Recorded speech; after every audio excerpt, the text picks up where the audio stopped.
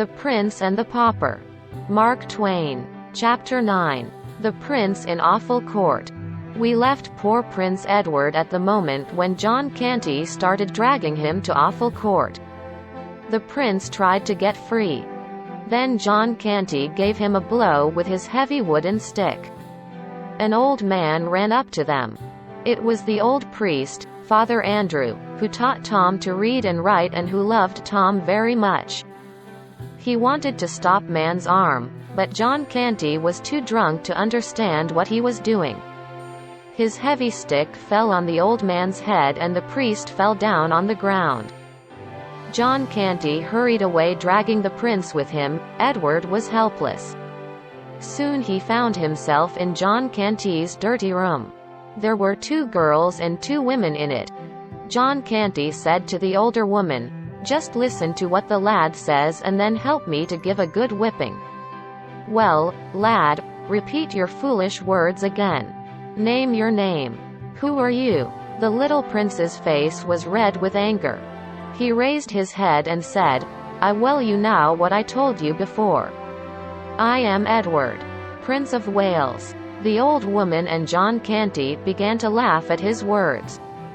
But Tom Canty's mother ran up to the prince, fell on her knees and put her hand upon his shoulders.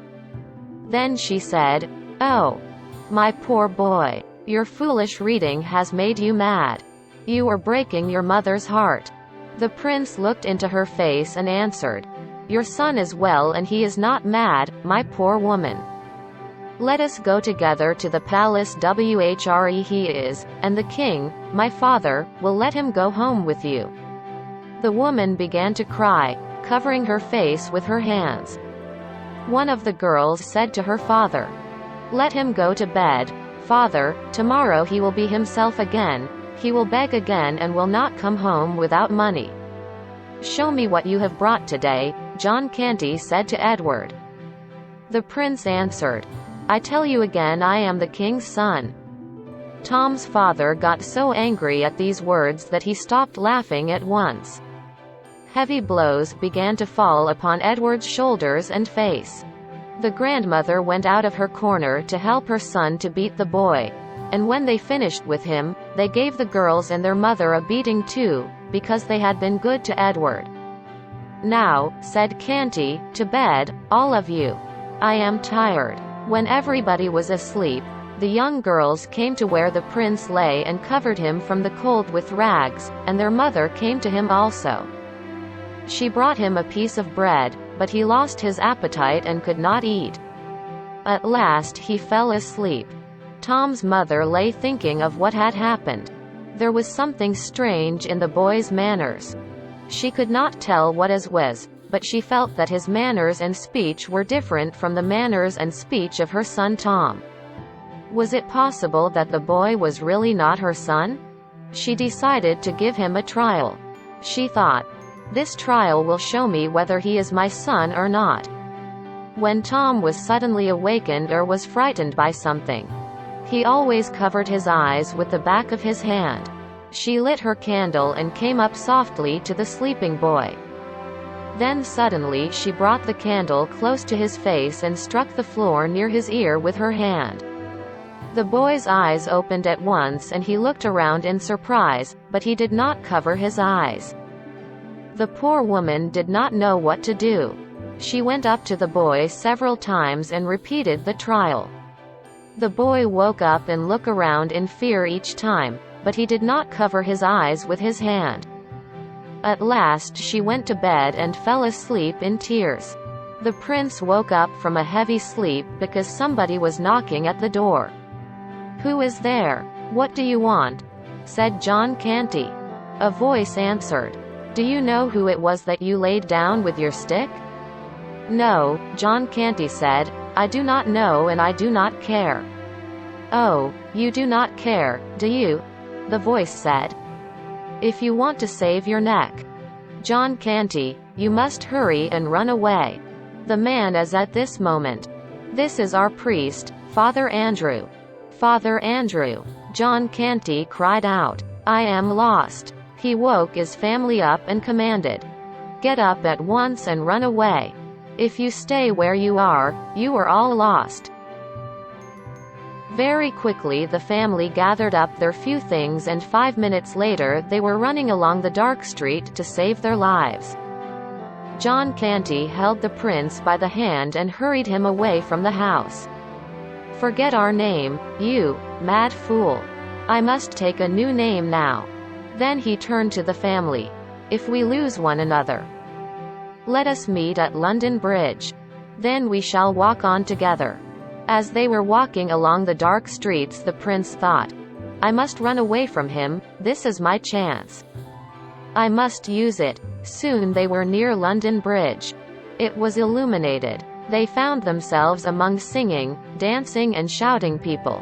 Everybody wanted to watch the illumination in honor of the Prince of Wales.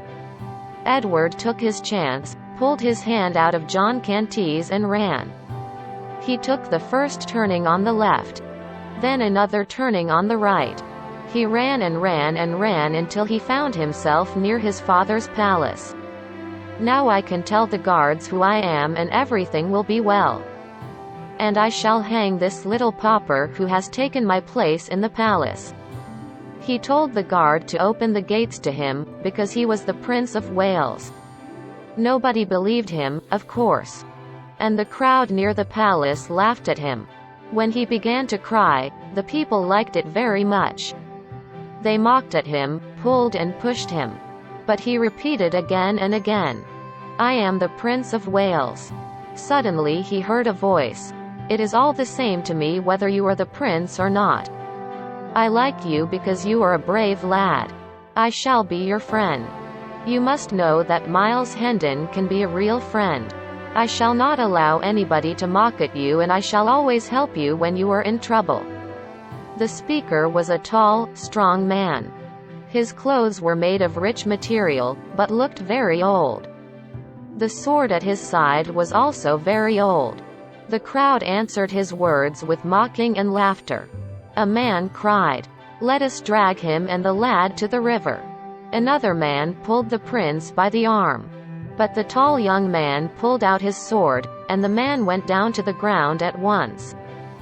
The next moment several voices shouted, "Kill the dog, kill him, kill him." They were going to attack the brave young man who stood with his back to the wall, giving blows to the right and to the left. Suddenly a voice shouted, "Way for the king's messenger." The crowd turned away from Miles Hendon. He caught the prince in his arms, and soon they were far away from danger. At that time Tom Canty was sailing down the Thames on the royal barge. The Princess Elizabeth and Lady Jane Grey were sailing with him. Suddenly the king's messenger appeared on the barge.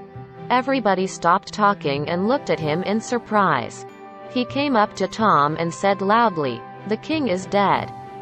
All the people who were there fell on their knees before Tom and shouted, "Long live the king!